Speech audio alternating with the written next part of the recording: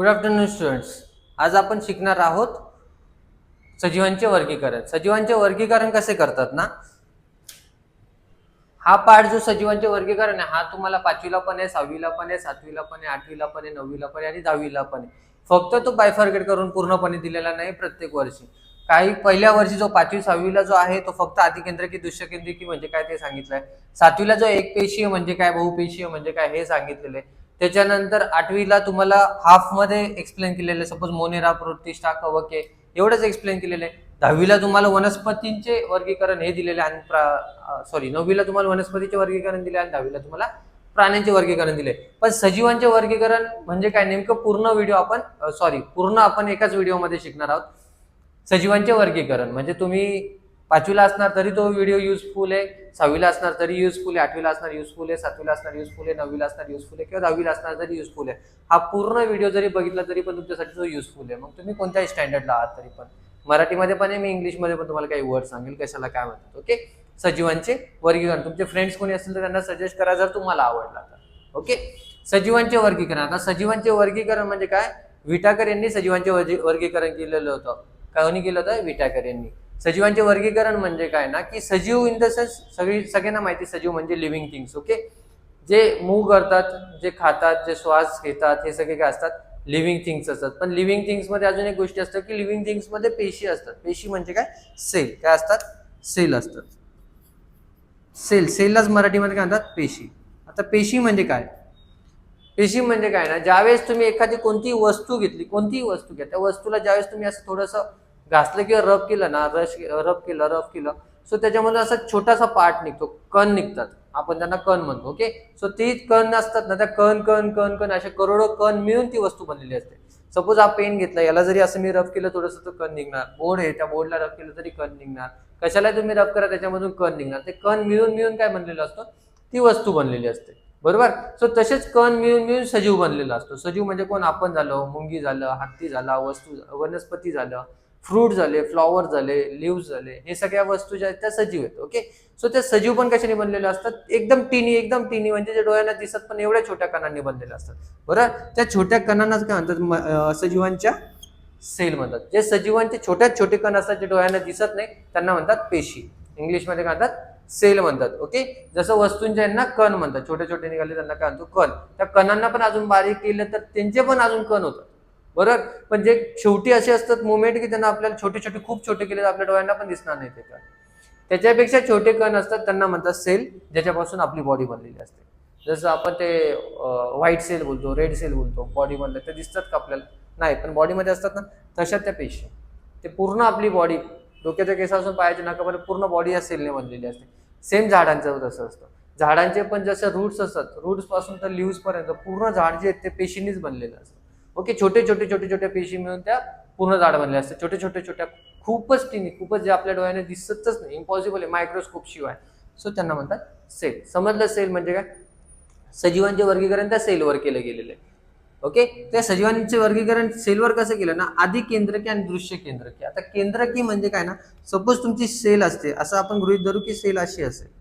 Okay, sale actually गोल नसते, तिचा आकार असा स्पेसिफिक नसतो, कशी पण असते ती, पण आपण एक गृहीत धरू की ती गोल आहे. ओके, सो ती गोल सेल जे असते त्या सेलच्या मध्ये जसं की आपल्या शरीरामध्ये जसे बॉडी पार्ट्स आहेत ना, जसं मी तुम्हाला सेल एक्सप्लेन केली.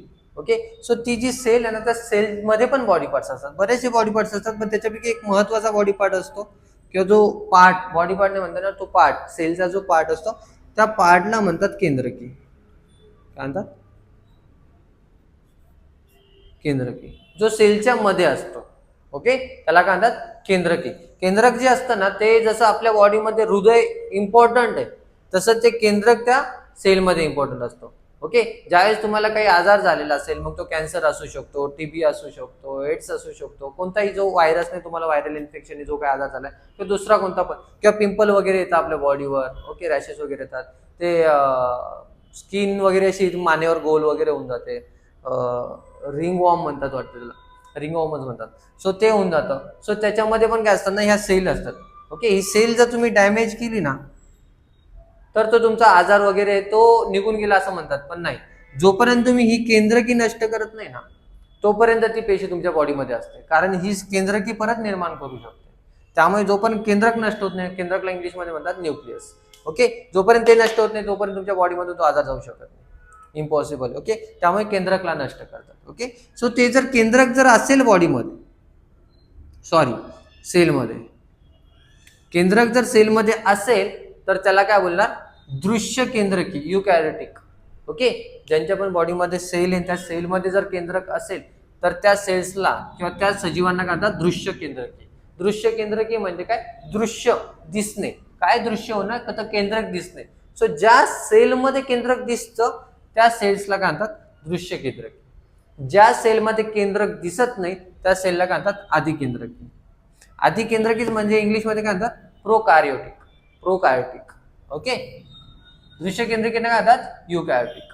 काय म्हणतात, युकॅरियोटिक. युकॅरियोटिक मध्ये केंद्रक दिसतं, प्रोकॅरियोटिक मध्ये केंद्रक दिसत नाही, म्हणजे अधिकेंद्रकी. अधिकेंद्रकी मध्ये केंद्रक दिसत नाही म्हणजे अधिकेंद्रकी मध्ये जे जीव येतात त्यांच्यामध्ये ते केंद्रक नसतं. मग अधिकेंद्रकी मध्ये कोणते जीव येतात, तर अधिकेंद्रकी मध्ये येतो मोनेरा. मोनेरा म्हणजे काय, तर मोनेरा पण असा एक जीव आहे जसं की मुंगी म्हणतो आपण. मुंगी तरी आपल्या डोळ्यांना दिसते, तिच्यापेक्षा खूप खूप छोटा पार्ट तो असतो मोनेरा. ओके, मोनेरामध्ये एकच पेशी असते. जर मुंगी पाहायला गेलं तर मुंगीमध्ये लाखो करोडो पेशी आहेत, त्यावेळेस ती आपल्याला दिसते. जर तिच्यामध्ये पण एकच पेशी असती तर ती पण आपल्याला दिसते नसे का, कारण एक पेशी दिसतच नाही. सो मोनेरा हा पण एक जीव आहे आणि त्या मोनेरा फक्त एक पेशीवर जिवंत असतो, फक्त त्याला एकच पेशी असते. ती एकच पेशी असते आणि त्या पेशीला पण केंद्रक नसतं, म्हणून तो या क्रायटेरियामध्ये येतो. ओके, त्याच्याकडे काय असतं, पेशी तर आहे पण त्याच्याकडे ते केंद्रकच नसतं. असेल ते केंद्रक तरी पण ते असं लिक्विड फॉर्म मध्ये असतं, पूर्णपणे फॉर्म झालेलं नसतं. ओके, सो मोनेरा असा जीव आहे त्याच्यामध्ये केंद्रक नसतं, त्यामुळे तो अधिकेंद्रकीमध्ये येतो. अधिकेंद्रकी, त्याच्यानंतर तो एकच पेशी आहे. मल्टीपेशी आणि मोनेरा असं नाही होऊ शकत. तो एकच पेशी असतो, त्याच्यामध्ये पण केंद्रक नसतं, त्यामुळे तो एकच पेशी असतो आणि अधिकेंद्रकी. अधिकेंद्रकी म्हणजे पेशी, केंद्रक नाहीये आणि एकच पेशी आहे. केंद्रक पण नाहीये आणि एकच पेशी, असा कोणता जीव आहे, असा जीव आहे मोनेरा. ओके, एक पेशी म्हणजे काय, युनिसेल्युलर. का ना, युनिसेल्युलर, एकच पेशी असते मोनेराला. एकच पेशी असते ती प्रोटिस्टाला पण. ओके, दृश्य केंद्रकी मध्ये येणारा हा पार्ट एक पेशीय. ह्या प्रोटिस्टाला पण एकच पेशी असते, पण याचा बेनिफिट किंवा याचा हे काय काय ते प्रोटिस्टामध्ये काय असतं की दृश्य केंद्रकी असतं. ओके, प्रोटिस्टामध्ये काय असतं, दृश्य केंद्रकी, म्हणजे याच्यामध्ये केंद्रक दिसतं, म्हणून याला काय म्हणतात, दृश्य केंद्रकी. प्रोटिस्टा म्हणजेच अमिबा. ओके, प्रोटिस्टा अमिबा तुम्ही ऐकलं असेल किंवा बुक मध्ये असेल पण. So protista amoeba. सो केंद्रक आहे ना अमिबामध्ये, प्रोटिस्टामध्ये दिसतं, पण त्यांची पेशी एकच असते. तो आपल्या डोळ्यानं तो पण नाही दिसत, हा पण नाही दिसत, याच्यामध्ये पण नाही दिसत, तो पण नाही दिसत. पेशी याच्याकडे पण एक आहे, याच्याकडे पण एकच आहे. एकाच पेशीपासून हे जीव बनलेले आहेत, त्यांच्याकडे पेशी नाहीये आणि मल्टीसेल्युलर नाही येते. ओके, बहुपेशीय नाही येते, एकच पेशी, त्या पेशीला जीव म्हणतात आणि तो जीव म्हणजे अमिबा असेल किंवा मोनेरा असेल. मोनेरा कधी, ज्यावेळेस त्या पेशीमध्ये केंद्रक नसेल त्यावेळेस तो मोनेरा, ज्यावेळेस त्या पेशीमध्ये केंद्रक असेल त्यावेळेस तो प्रोटिस्टा. केंद्रक म्हणजे आपलं जसं बॉडी हार्ट आहे, बॉडीमध्ये हार्ट आहे, तसं त्या पेशीमध्ये केंद्रक असतं, त्याला केंद्रक म्हणतात. ओके, प्रोटिस्टामध्ये एकच पेशी पण केंद्रक आहे. मोनेरा पेशी आहे पण केंद्रक नाही, लिक्विड फॉर्म मध्ये फॉर्म झालेलं असतं. आता बहुपेशी. बहुपेशी म्हणजे काय, एक पेशी म्हणजे एकच पेशी, बहुपेशी म्हणजे खूप साऱ्या पेशी.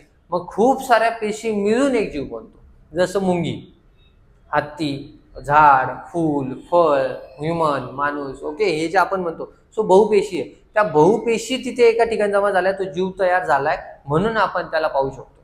नाही तर आपण एक पेशीला पाहू शकत नाही. तसा खूप सारे जीव आहेत ज्यांना आपण पाहू शकत नाही, जे एक पेशी असतात किंवा 2-3 पेशीने मिळून बनलेले असतात.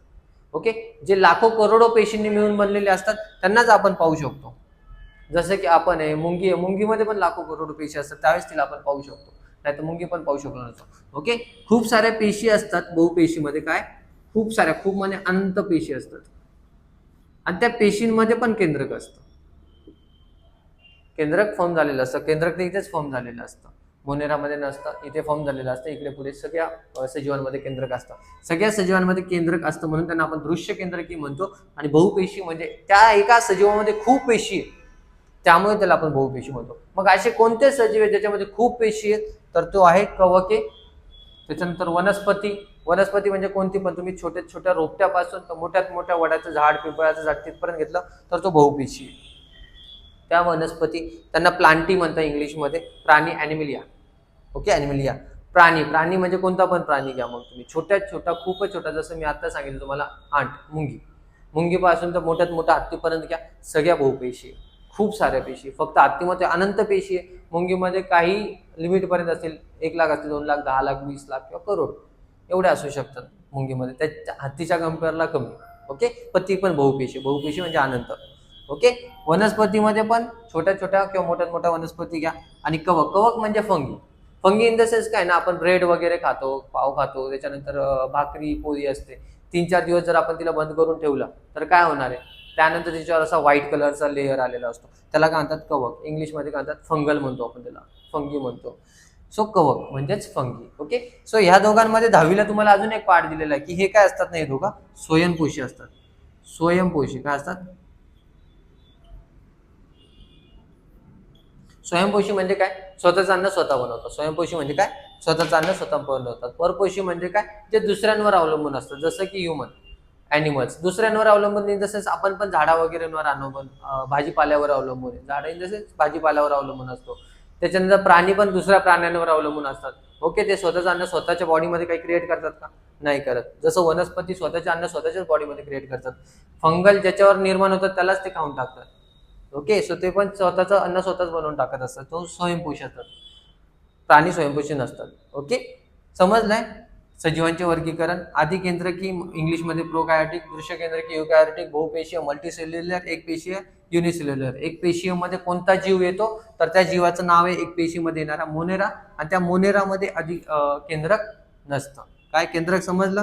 केंद्रक म्हणजे सगळ्यात सगळ्यात सगळ्यात छोटा पार्ट, आपल्या बॉडी मधला सगळ्यात छोटा पार्ट आहे पेशी. त्या पेशीमध्ये पण त्याचा एक छोटा पार्ट असतो, त्या पेशी पार्टला म्हणतात केंद्रक. ते केंद्रक जर असेल तर तो दृश्य केंद्रकी, केंद्रक नसेल तर आधी केंद्रकी. ओके, आधी केंद्रकीमध्ये येणारा जीव आहे मोनेरा, दृश्य केंद्रकीमध्ये एकच पेशी असलेला जीव आहे प्रोटिस्टा किंवा अमेबा. बहुपेशीय जे तुमच्या डोळ्यांना दिसतात असे सगळे बहुपेशीय. ओके, बहुपेशीय इंग्लिश म्हणतात मल्टीसेल्युलर. समजला हा टॉपिक, सजीवांचे वर्गीकरण. पुढच्या पार्टमध्ये मी तुमच्या प्राण्यांचे वर्गीकरण आणि वनस्पतींचे वर्गीकरण एक्सप्लेन करेन. ओके, समजलाय. Have a good